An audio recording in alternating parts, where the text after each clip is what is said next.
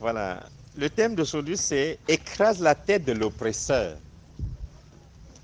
Tel que nous avons, pour ceux qui étaient là hier, nous avons eu les sujets de prière pour lesquels nous avons prié depuis ce matin. Observons un peu brièvement. Nous constatons dans la société un paradoxe. Ceux qui veulent la paix sont toujours perturbés. Celui qui veut être tranquille ou celle qui veut être tranquille, le plus souvent, se trouve être menacé. Menacé par des calomnies, menacé par des médisances, menacé par des mensonges, des motifs qu'on colle sur eux, par l'opprobre qu'on colle sur eux. Oui, les gens tranquilles n'arrivent pas à jouir de leur tranquillité. Les hommes de paix n'arrivent pas à jouir de la paix dont ils ont reçu le dépôt du Seigneur de la paix qui est Jésus-Christ. Oui, les enfants de Dieu sont victimes des agressions, c'est-à-dire des oppressions physiques, verbales et beaucoup plus spirituelles. Ça, c'est comme ça. Et si chacun vit bien sa foi, vous allez constater que forcément, nous sommes tous oppressés. Et chacun est oppressé à sa manière. Mais qu'est-ce que l'oppression au juste? Qu'est-ce qui est l'oppresseur, je voudrais dire? L'oppresseur, c'est celui qui opprime la créature de Dieu, opprime l'être humain. Et opprimer veut dire accabler par la violence, faire souffrir, faire éprouver du chagrin, faire éprouver de l'embarras. Devant une situation, tu ne sais pas ce qu'il faut faire. Tu te poses des questions, pourquoi? Frères et sœurs, c'est ça qui est à l'origine des AVC aujourd'hui. Quand nous voyons des hommes tranquilles qui tombent, qui succombent brusquement devant des accusations, c'est parce qu'ils sont passés à dire pourquoi. Avec les pourquoi, on a commencé à fiasquer et en fiasquant, alors là, la pression du sang par le cœur est devenue très forte, la tension artérielle monte et puis ça monte jusqu'au cerveau, la veine pète, le sang coule, pam, c'est l'AVC, on tombe. Et c'est ça qui se passe. Et l'ennemi est très conscient de ça. Très conscient. Donc, ceux qui subissent les oppressions, généralement, sont des innocents. Les coupables ne suffisent pas d'oppression parce que c'est eux qui provoquent l'oppression. Les croyants en Dieu, en général, subissent des oppressions, en général. Parce qu'en croyant quand même en Dieu, on a une petite crainte. On a un désir de faire ce qui est bien. Ce n'est pas pour rien que dans toutes les sectes, toutes les religions, il y en a qui veulent bien faire selon les bons principes. Il y a d'autres qui sont toujours là pour combattre. Quand bien même aucune religion ne sauve, mais même dans les religions, il y a des petits éléments qui permettent de vivre en paix avec tous les autres. Il y a des choses qui sont faites et qui permettent de pouvoir être heureux. Mais ceux qui le font sont généralement oppressés. Par qui? Par ceux qui ne peuvent pas le faire et ne veulent pas le faire. Et ceux qui subissent l'oppression beaucoup plus sont les disciples de Jésus-Christ. Un disciple de Jésus, c'est celui qui croit en Jésus-Christ. Celui qui dit, je fais de Jésus mon Seigneur et le suis. Et dans les disciples de Jésus, il y a les enfants de Dieu. Les enfants de Dieu sont ceux qui croient véritablement et ont fait alliance avec le Seigneur. Ça va en degré, hein? Et dans les enfants de Dieu, il y a les fils de Dieu. Les fils de Dieu sont ceux qui sont nés en Dieu, qui sont vraiment chrétiens, qui sont chrétiens dans le sens du mot. Car le chrétien, c'est celui qui vit comme Christ, qui suit Christ, déteste le péché et avance avec Christ. Ceux-ci, étant des fils de Dieu, mènent une vie de foi authentique par la fidélité à Dieu. Ceux-ci sont appelés les justes. Et les justes sont ceux qui subissent beaucoup plus l'oppression. Beaucoup plus. L'oppresseur est très mécontent d'eux. Vous savez pourquoi? Parce que l'oppresseur véritable, nous allons voir les autres oppresseurs, l'oppresseur véritable n'est pas content de voir des humains vivre en harmonie avec Dieu. Mon frère, ma soeur, si toi tu veux vivre en harmonie avec Dieu, et si tu vis en harmonie, sois fier des oppressions. Attends-toi aux oppressions si tu n'en as pas. Et c'est normal. Qui est l'oppresseur? L'oppresseur, c'est l'ennemi de la vie. Les oppresseurs, ce sont les ennemis du bien. Ce sont les ennemis de la vérité selon Dieu, la vérité de Christ. Dans un autre contexte, nous avons dit à certaines personnes qui ont divergé, vous parlez de votre vérité, de la vérité des hommes. Mais la vérité réelle de Christ, ce qui est réel, qui n'est ni chaud ni froid, pardon, qui est soit chaud soit froid, qui est blanc ou noir, voici plutôt ce qui est vérité. Alors, et si quelqu'un marche dans la vérité selon Christ, parce que Christ est la vérité, tu dois subir l'oppression des ennemis de la vérité. Les oppresseurs sont les ennemis de la justice. Il y a la justice de Dieu, la justice selon Dieu et la justice selon le monde. Pour obtenir la justice selon le monde, il faut user des moyens du monde. Il faut faire comme le monde. Les oppresseurs, ce sont les ennemis de Jésus-Christ et de ses disciples. Nous qui sommes disciples de Jésus, tous ceux qui détestent Jésus, alors forcément deviennent ceux qui nous détestent en même temps. Les oppresseurs sont des humains que le diable manipule parce qu'ils sont possédés par ses agents. Donc, les oppresseurs ici se trouvent être, je prends le terme de Jésus-Christ, être des démoniaques. Un démoniaque, c'est une personne en qui vit un démon ou des démons. C'est un démoniaque. L'oppresseur, c'est le monde. Le monde qui agit à travers donc ce groupe de personnes que nous avons citées un peu avant. Ennemis de la vie, ennemis du bien et des gens de bien, ennemis de la vérité et de la justice selon Dieu. L'oppresseur véritable, dans le sens premier, c'est le diable lui-même. Lui-même qui agit, stimule l'oppression afin de mettre mal à l'aise et de conduire le croyant en Jésus-Christ ou ses disciples ou son Église.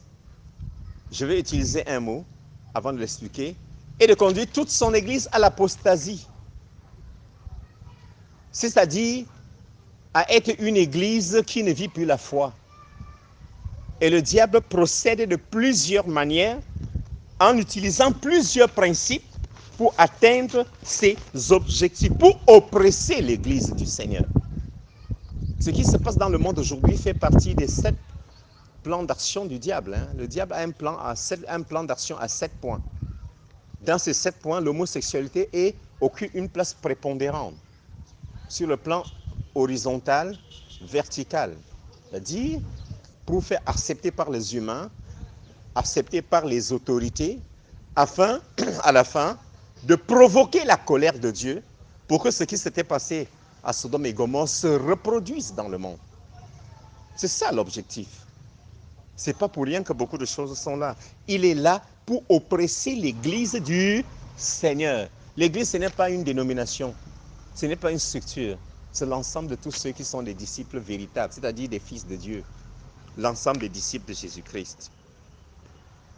Alors, nous constatons que les oppresseurs sont aussi des parents non chrétiens, des membres de famille, des amis, des frères de la famille, des voisins, des personnes qui ne sont pas sincères dans leur relation avec Dieu.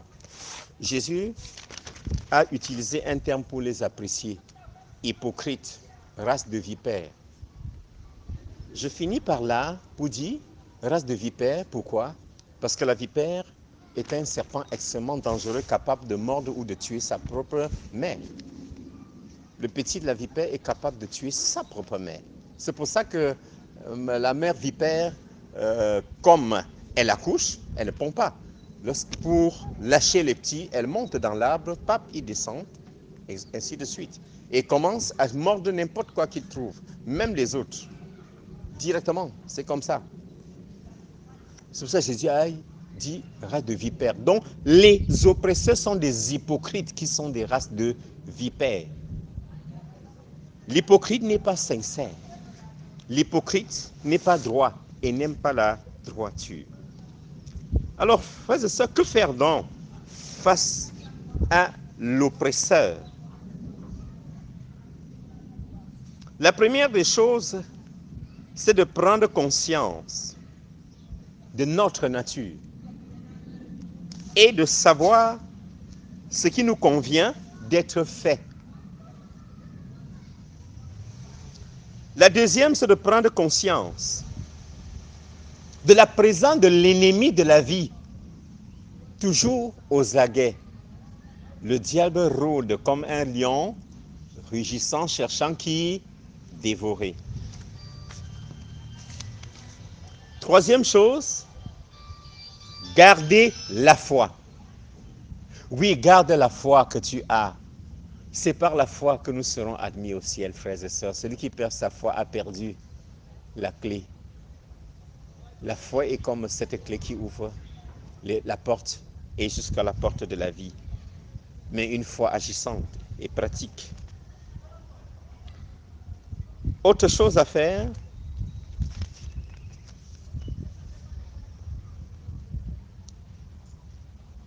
comptez sur l'Éternel. Comptez sur lui. Selon les Écritures, Romains 16, au verset 20, nous dit à ce niveau quelque chose de particulier. Je vais lire ce Romains 16 pour nous, pour que ça aille vite. Et dans l'épître aux Romains, au chapitre 16, verset 20, il est écrit, je le lis pour nous, « Le Dieu de paix écrasera bientôt Satan sous vos pieds. Que la grâce de notre Seigneur Jésus-Christ soit avec vous. » Amen. Le Dieu de paix écrasera bientôt. Il faut savoir compter sur le Seigneur qui a déjà promis qu'il écrasera. Et tout fait pour rester en harmonie avec le Seigneur, avec les vrais frères et sœurs en Jésus-Christ. Car l'Église aujourd'hui est remplie de beaucoup d'hypocrites, beaucoup et beaucoup, qui se trouvent être à tous les paliers, du culte d'enfants jusqu'au cercle du clergé.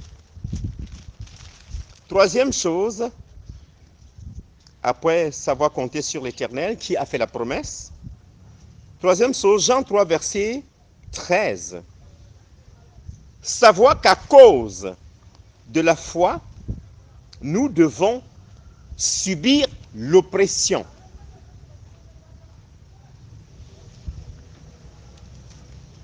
« 1 Jean 3, verset 13, dit de même. Si le monde vous hait, sachez qu'il m'a haï le premier. Et ne vous étonnez pas si le monde vous hait. » Que faire encore face à l'oppression? J'ai parlé de Jean 3, 13 et 1 Jean 3 également. 13. Alors, que faut-il faire? Il faut se saisir maintenant. Ça, c'est un secret divin qui part de Romains 8, verset 28, qui dit que toute chose concourt au bien de ceux qui aiment Dieu, de ceux qui sont appelés selon ses desseins. Parce que nous sommes appelés selon le dessein du Seigneur, il faut se saisir de l'oppression comme une opportunité, frères et sœurs. Une opportunité d'élévation, une opportunité de jouer un rôle offensif pour notre salut et le salut de ceux qui sont avec nous. Et à ce niveau, bannis l'inquiétude, car tu n'as rien à craindre. Il faut bannir l'inquiétude. Ne vous inquiétez de rien, dit le Seigneur, mais en toute chose, faites connaître vos besoins à Dieu par des prières, des supplications et des actions de grâce. On se comprend là? Jésus dit, réjouissez-vous dans le Seigneur. Oui, je le répète, réjouissez-vous. Nous devons tout faire pour maintenir la joie, car l'oppression agit pour nous ravir notre joie de racheter. Et s'il réussit à ravir la joie, alors là, il va dire merci. Je vous le dis, ils vont célébrer des cantiques pour adorer leur maître. Quand un chrétien, c'est lui, l'enfant de Dieu, le Fils de Dieu qui vit bien la foi, tombe dans ce piège, je vous dis, ils célèbrent. Ils sont contents. Ils boivent du vin, beaucoup. Ils se saoulent. Ils tombent dans toutes les exactions parce qu'ils sont contents. Je vous le dis, c'est ça que le diable fait. De la même façon qu'une personne se convertit et qui a beaucoup de la joie au ciel pour celui qui se convertit, de la même façon quand quelqu'un qui a la foi perd la foi et tombe dans la dépression, jusqu'à certains meurent des AVC à cause de, parce qu'ils n'ont pas compris, le monde des ténèbres se réjouit. Il y a la joie dans les deux sens. Au ciel, quand on se tourne vers le Seigneur et sait compter sur lui, et sur la terre, au milieu des méchants et dans les profondeurs, quand un enfant de Dieu chute. En conséquence, lorsqu'il y a l'oppression, il faut se dire, mon Dieu, donne-moi la grâce de vaincre. Compte sur le Seigneur et réjouis toi-même de cela. Parce que quoi? Toute chose concourt au bien de ceux qui aiment Dieu, de ceux qui sont appelés selon son dessein. Dernière chose que je propose à ce niveau pour vaincre l'oppresseur, pour bien écraser la tête, il est écrit dans le livre de la Genèse au chapitre 3 que le serpent te mordra, il mordra le talon et ta postérité, c'est ce que Dieu a dit à la femme, et ta postérité écrasera sa tête. Nous devons écraser la tête de l'oppresseur, mais nous sommes cette postérité. La postérité, ce n'est pas les enfants d'une femme précise. Mais la postérité, ce sont les descendants de Jésus-Christ. C'est-à-dire, ce sont les fils de Dieu. Parce que la postérité, c'est Jésus-Christ lui-même. Il est la postérité, il a commencé à écraser la tête du diable à la croix. Il a vaincu. Et l'ayant vaincu, il a donné le pouvoir. Il avait donné le pouvoir avant même cela. Mais quand il a vaincu, il a dit, je vous ai dit ceci. Je vous ai donné le pouvoir de marcher sur le serpent et les scorpions, sur toute la puissance de l'ennemi, et rien ne pourra vous nuire. En conséquence, il faut se lever par la prière offensive contre les oppresseurs. Il faut savoir prier. Et pour bien prier et obtenir la victoire, il faut être revêtu spirituellement des armes de Dieu. Il faut être revêtu des armes de Dieu. Et l'armure de Dieu est mentionnée dans Éphésiens chapitre 6. Nous n'avons pas à lutter contre la chair et le sang. Ça, c'est Éphésiens 6 que je suis en train de citer déjà. Éphésiens 6, du verset 10 au verset 18. Au reste, frères, fortifiez-vous dans le Seigneur et par sa force toute puissante. Revêtez-vous de toutes les armes de Dieu afin de pouvoir tenir ferme contre les ruses du diable, qui est l'oppresseur véritable, n'est-ce pas?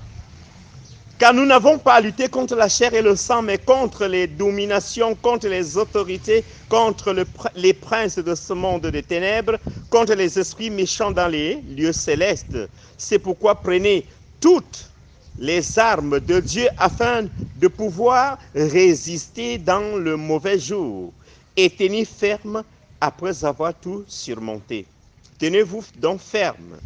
Ayez à vos reins la vérité pour ceinture, Revêtez-vous de la cuirasse de justice, mettez pour chaussure à vos pieds le zèle que donne l'évangile de paix, prenez par-dessus de tout cela le bouclier de la foi, avec lequel vous pourrez éteindre tous les traits enflammés du malin. Prenez aussi le casque du salut et l'épée de l'Esprit qui est la parole de Dieu. Faites en tout temps par l'Esprit toutes sortes de prières et des supplications. Veillez cela avec une entière persévérance et priez pour tous les saints. Voilà ce que Dieu attend de nous. Nous devons non simplement attaquer, mais aussi nous défendre par la prière. Mais il faut prier pour les autres. Ton frère a des problèmes, prie pour lui. Ta soeur a des problèmes, prie pour lui. Nous devons nous soutenir les uns les autres. Quand on se soutient, on devient fort. Il me souvient, ça c'est quelque chose que j'ai vu. Lorsqu'il n'y a pas de pont et qu'on est plusieurs, on peut traverser un grand cours d'eau ensemble. Ensemble. Je l'ai fait dans nos multiples campagnes de pêche à l'ouest là, avec tous ceux avec qui on allait. Un grand cours d'eau, on entre tous, chacun avait sa charge, on entrait avec sa charge des filets de pêche et tout l'arsenal, on se tenait les coudes là. Chacun, on tient l'autre. Les parents prenaient les bouts et on se tenait là. Je vous dis les coudes, chacun sait bien. Et on entre dans l'eau. Le vent entraîne, mais on est en train d'avancer et je vous dis, on traverse le cours ensemble. Nous l'avons fait. Alors j'ai compris là une grande leçon. Lorsqu'on est soudé, on vit dans l'unité, dans l'amour vrai, on peut vaincre même les flots les plus terribles. Voilà pourquoi Dieu dit prier pour tous les saints. Frères et sœurs, si nous agissons ainsi, l'oppresseur sera toujours vaincu et nous ne serons pas victimes des oppressions, nous ne serons pas victimes des inquiétudes, nous ne pourrons pas être rejetés par Dieu, car si nous sommes victimes de l'oppression, nous nous laissons entraîner par l'oppression, Dieu même va dire que tu n'es pas digne de moi. Que celui qui a des oreilles pour entendre, entende. Amen.